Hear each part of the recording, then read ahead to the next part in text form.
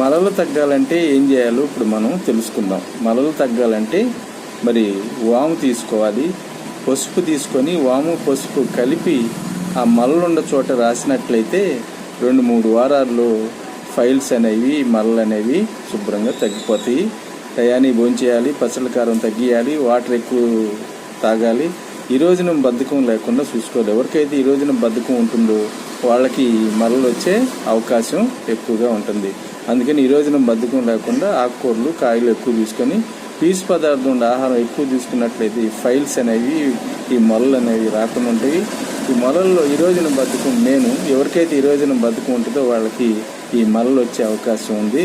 అందుకని ఏం చేయాలి, వామును ప్లస్ పసుపు 2 కలిపి మలలుండే చోట్ల రాసినట్లయితే మలలు అనేవి శుభ్రంగా తగ్గిపోతాయి. Thank you. Please subscribe and like. Thank you. 2-3 వారాల్లో తగ్గిపోతాయి. Thank you.